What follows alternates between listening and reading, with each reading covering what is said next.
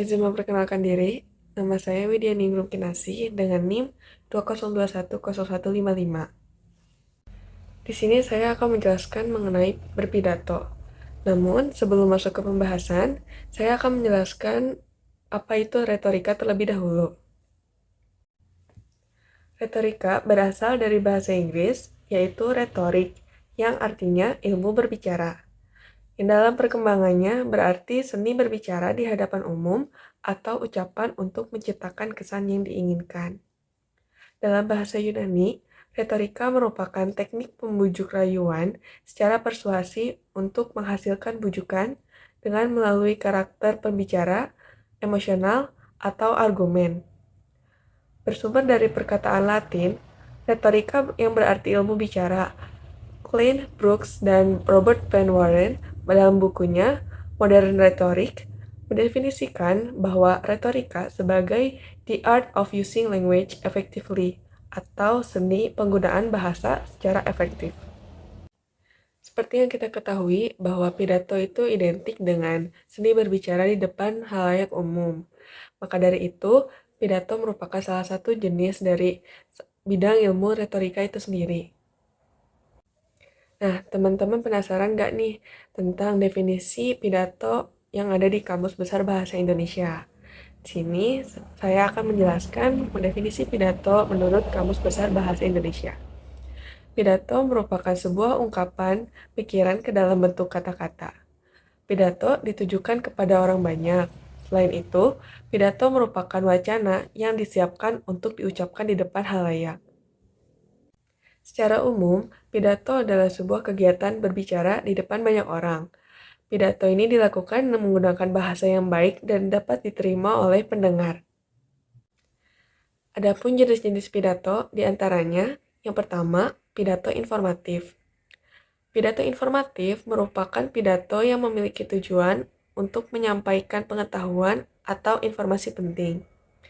Informasi-informasi tersebut akan diberikan kepada komunikan atau pendengar dengan tujuan untuk mengetahui apa yang disampaikan. Menurut Monroe, pidato informatif dapat dibagi menjadi 3 macam. Yang pertama, laporan lisan atau oral reports, yaitu contohnya dari laporan lisan adalah laporan panitia, laporan ilmiah, laporan proyek, laporan tahunan, dan sebagainya. Yang kedua, pengajaran atau oral instruction. Contohnya, seperti guru yang sedang menerangkan sebuah materi pembelajaran. Selain itu, ada pula atasan yang sedang menerangkan sebuah pekerjaan kepada karyawannya.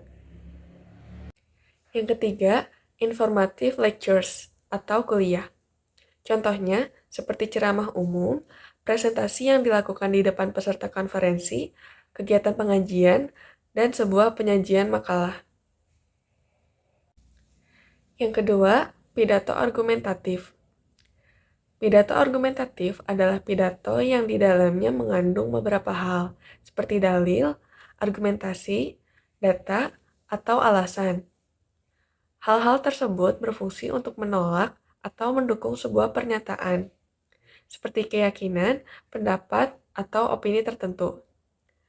Untuk memperkuat daya terima dari argumentasi, juga dibutuhkan hal lain, seperti statistik, data-data faktual, bukti-bukti, atau kesaksian seorang tokoh atau pakar. Yang ketiga, pidato rekreatif.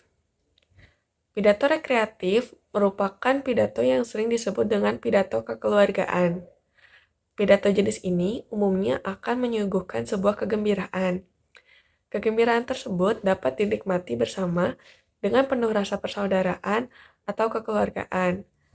Oleh karena itu, orang yang berpidato harus memiliki sebuah kemampuan. Kemampuan yang dimaksud ini adalah menampilkan hal-hal yang menciptakan suasana keramah tamahan. Humor dan lelucon juga bisa digunakan untuk menghangatkan sebuah suasana. Tujuan dari pidato rekreatif ini yaitu untuk membangkitkan sebuah suasana kekeluargaan, baik yang berkaitan dengan kesedihan maupun hal-hal yang berkaitan dengan kegembiraan. Yang keempat, pidato persuasif. Pidato ini bertujuan untuk mempengaruhi pendengarnya. Selain itu, Pidato persuasif juga dapat mempengaruhi sikap serta tindakan dari seseorang. Caranya adalah dengan menggunakan manipulasi psikologi. Hal itu akan membuat pendengarnya bertindak seperti kehendaknya sendiri. Sikap, tindakan, dan pendapat adalah sebuah fenomena kepribadian. Oleh karena itu, seorang komunikator harus mengetahui beberapa faktor. Faktor tersebut yang mempengaruhi kepribadian manusia. Tujuan dari pidato persuasif yaitu untuk melakukan sebuah tindakan.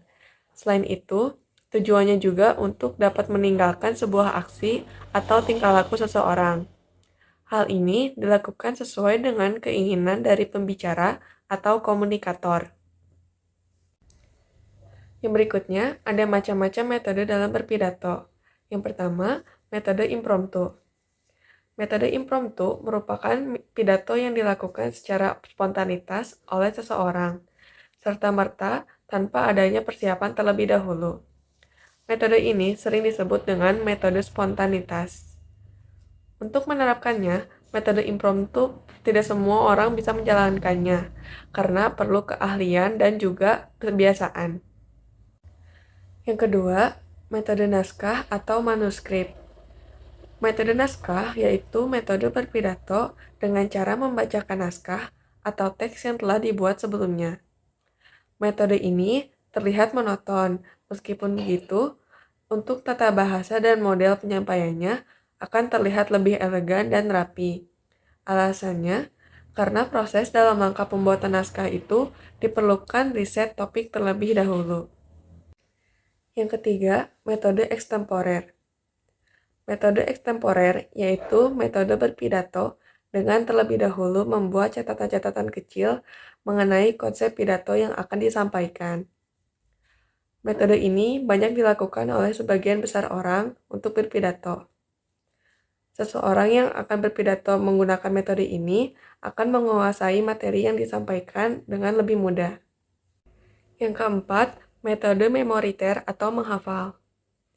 Metode memoriter yaitu metode berpidato dengan menghafalkan naskah terlebih dahulu.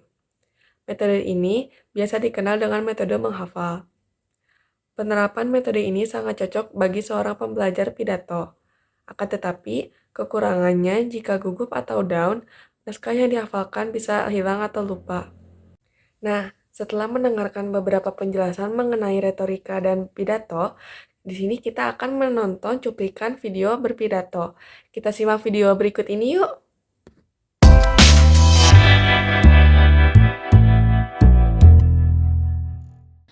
Assalamualaikum, salam sejahtera untuk kita semua. Om Swastiastu, Namo Buddhaya, salam kebajikan. Yang terhormat Pak Yakut Holil Kuomas, Menteri Agama Republik Indonesia.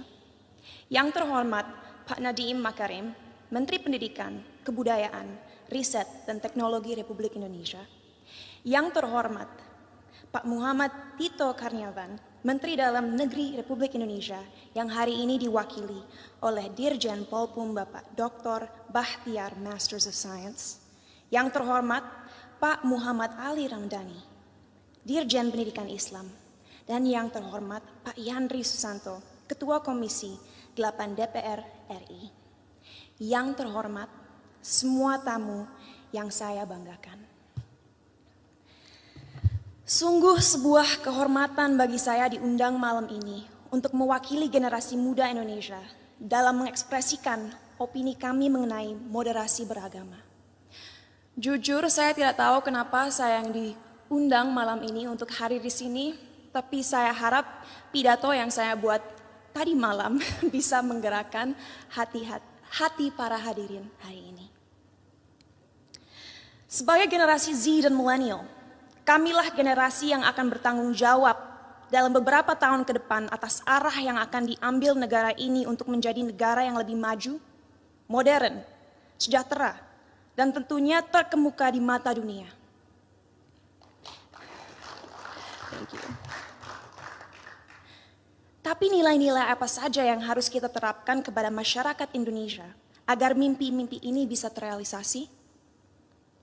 Pada saat ini, kita dalam situasi sulit, di mana adanya polarisasi dalam opini masyarakat. Terlihat jelas bahwa adanya ketidaksepakatan tentang apa yang dibutuhkan negara ini agar bisa benar-benar menjadi kesatuan yang kuat. Dalam satu sisi, generasi muda sekarang mempunyai keinginan besar untuk mempromosikan budaya dan identitas bangsa. Kami percaya akan pentingnya untuk negara-negara di luar sana melihat potensi, keunikan, dan kehebatan negara ini.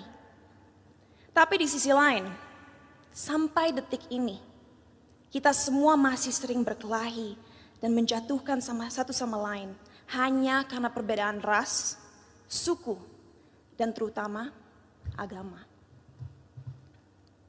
Bagi saya pribadi, hal tersebut sungguh ironis. Karena bukankah pasal 1 dari Undang-Undang PNPS mengatakan bahwa adanya 6 agama utama di negara ini? Bukankah moto negara ini Bhinneka Tunggal Ika, yaitu berbeda tapi satu? Tapi mengapa walaupun dengan fondasi negara yang begitu memeluk perbedaan dan toleransi, tetap saja masih ada konflik? Apa yang membuat agama mampu membuat kita melupakan inti dari identitas bangsa ini? Sebagai lulusan psikologi dan sastra Jerman, saya dari dulu memiliki kuriositas terhadap cara berpikir manusia. Oleh karena itu, pengetahuan tersebut saya perdalam dengan mempelajari filosofi. Sampai detik ini, saya tidak akan pernah lupa akan apa yang dikatakan oleh salah satu filsafat paling berpengaruh sepanjang masa, yaitu René Descartes. Ia mengatakan, manusia adalah makhluk yang finite atau terbatas, sedangkan Tuhan adalah sosok yang infinite atau tidak terbatas. Oleh karena itu, bagaimana kita sebagai makhluk yang terbatas merasa mempunyai kemampuan untuk mengerti sesuatu yang jauh di luar kapasitas kita? Bagaimana kita sebagai makhluk yang terbatas bisa memahami esensi dari sesuatu yang tidak terbatas? Inilah salah satu akar dari masalah yang kita miliki dalam masyarakat Indonesia sekarang. Karena pemahaman yang terbatas dan pemikiran yang tidak kritis, orang-orang terjebak dalam cara berpikir di mana mereka telah memanusiakan Tuhan. Merasa memiliki hak dalam mendikte kemauan Tuhan, merasa tahu pikiran Tuhan, dan merasa berhak bertindak atas nama Tuhan. Inilah yang akhirnya seringkali berubah menjadi sifat radikal. Dalam perbincangan saya beberapa waktu lalu dengan Habib Hussein Jafar, kami berdua sepakat bahwa bahaya yang masyarakat kita alami sekarang adalah mengatasnamakan Tuhan untuk kepentingan pribadi. Menyesatkan generasi penerus bangsa dengan prinsip hidup yang sebenarnya tidak ada dalam Holy Scriptures atau kitab suci agama. Kenapa bisa seperti itu? Karena kita kurang membimbing dan memberikan masyarakat tools yang dibutuhkan agar bisa memahami sebuah ajaran dengan akal kritis. Sehingga mereka menjadi tersesat dalam cara berpikir mereka dan lupa akan pentingnya menyeimbangi segala ilmu yang dipelajari dan dimiliki dengan nilai-nilai yang ada dalam budaya, sains, ataupun aliran pemikiran lainnya. Saat saya masih bersekolah dulu, saya ingat sekali diharuskan untuk membaca kitab suci berbagai agama dari segi literatur dan juga filosofi. Sehingga saya diberikan kesempatan untuk bisa memahami keindahan setiap agama dan sadar bahwa pada akhirnya fungsi terbesar agama adalah satu, yaitu untuk membimbing kompas moral manusia. Untuk mengingatkan manusia bahwa kita harus memperlakukan satu sama lain dengan hormat. Bahwa kita harus bersyukur dan bahwa kita semua harus sadar bahwa waktu kita di dunia ini hanyalah singkat dan terbatas. Oleh karena itu, ingatlah untuk selalu menjadi seseorang yang rendah hati dan siap membantu satu sama lain.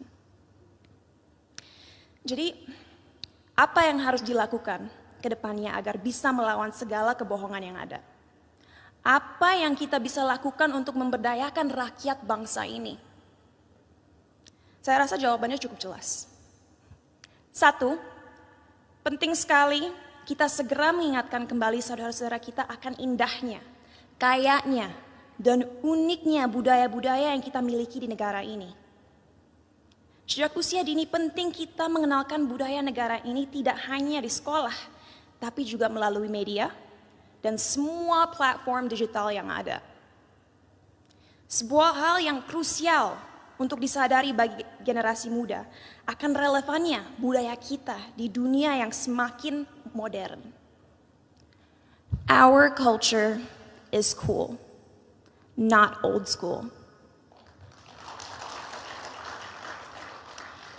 Kedua, ajaran agama yang ada dalam sistem pendidikan harus adil dalam merepresentasikan agama-agama yang ada di negara ini. Agar orang-orang bisa mengerti sejak usia muda bahwa semua agama itu mengajarkan kebaikan dan tidak seharusnya kita melecehkan dan menyakiti satu sama lain hanya karena sebuah perbedaan. Ketiga, critical thinking, critical thinking, critical thinking. Ajarkanlah adik-adik kita untuk membaca dan mempelajari segala sesuatu dari berbagai sudut pandang. Biarkanlah mereka bertanya. Tumbuhkanlah rasa ingin tahu mereka sehingga mereka tidak mudah dipengaruhi dan dijajah pikirannya. Dan terakhir, gunakanlah teknologi yang semakin canggih sebagai alat yang dapat terus menyebarkan nilai-nilai toleransi. Agar negara ini bisa kembali menjadi Indonesia sejati.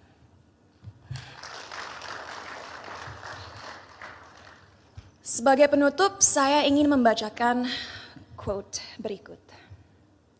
A people without knowledge of their past, origin, and culture is like a tree with no roots. Tanpa fondasi yang kuat, tidak akan ada bangsa yang bisa bertahan. Oleh karena itu, ayo kita bersama-sama menjelmakan lambang Garuda dimanapun kita berada. Mari kita taat dalam beragama agar menjadi manusia yang bermoral, tapi mari kita juga merangkul budaya Indonesia untuk membimbing identitas bangsa. Terima kasih, salam sejahtera bagi kita semua. Baik teman-teman, setelah kita menonton video pidato yang telah ditayangkan, mari kita analisis jenis pidatonya apa beserta dengan metodenya. Pidato tersebut termasuk ke dalam jenis pidato persuasif. Mengapa? Karena di dalamnya Cinta Laura menyampaikan sebuah kata-kata motivasi yang berbunyi, tanpa fondasi yang kuat, tidak akan ada bangsa yang bisa bertahan.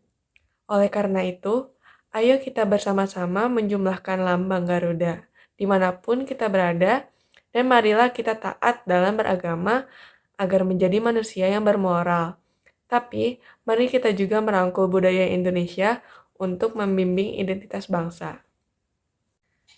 Dari kalimat tersebut, dapat kita lihat bahwa Cinta Laura ini menggunakan pidato persuasif karena terdapat kalimat ajakan yaitu ayo dan mari. Kemudian, untuk metode yang terdapat pada pidato tersebut, yaitu metode manuskrip. Mengapa metode manuskrip? Karena bisa kita lihat, Cinta Laura terlihat membawa secari kertas yang telah disiapkan, dan membacanya dengan sekilas isi dari pidato yang dibawakannya. Sekian video penjelasan mengenai analisis pidato yang saya sampaikan. Terima kasih atas perhatiannya. Sampai jumpa.